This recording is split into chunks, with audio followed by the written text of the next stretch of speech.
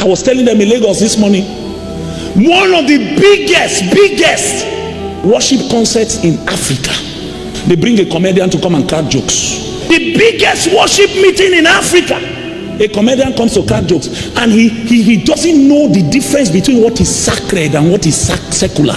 He's cracking jokes using pastor's wife. Say hustle, so that they not go carry pastor wife for inside jeep.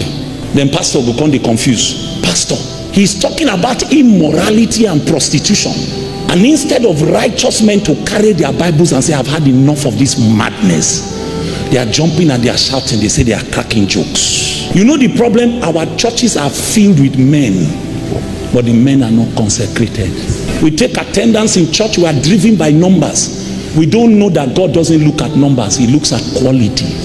I'm wondering, you see, you can be angry with me, don't like me, I don't care. You can be angry with me, I don't care.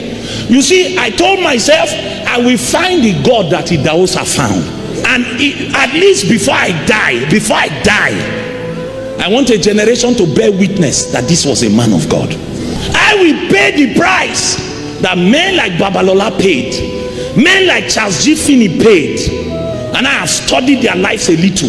They came to a point where they made up their mind. There is no fellowship between light and darkness, no fellowship between righteousness and lawlessness.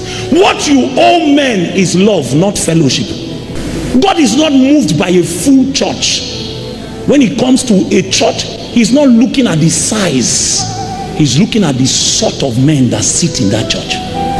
I've been around long enough to know that size can be useless. If Christianity was about size, by now Nigeria should not be like this. Enter every street, 15 denominations. Go to every city, more than 2,000 denominations. Everywhere. Yet take one person from amongst us, make him local government chairman, he will steal more than the unbeliever.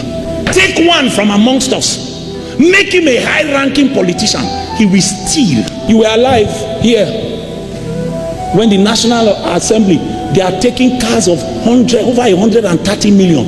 In this National Assembly, they are general overseers, they are deacons. Not one of them stood up and said, in this Nigeria that is poor like this, this is wrong. Not one. They don't want us to talk because some of the people who sit in our churches, they are waiting for their turn. Say, let me not go and criticize this thing so that when he reach my turn, I go still collect my share. He wants to be. We are raising underground thieves, raising glorified prostitutes.